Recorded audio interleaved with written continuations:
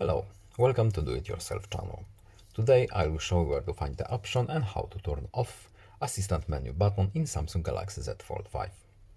What is Assistant Menu button? It's this little thing here.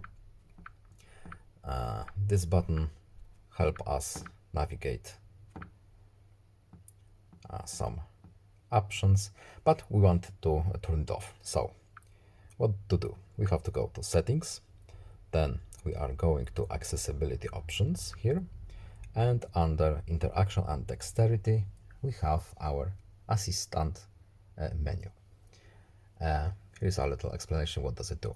Show a menu of easy to reach buttons that let you replace physical buttons, gestures and other common interactions.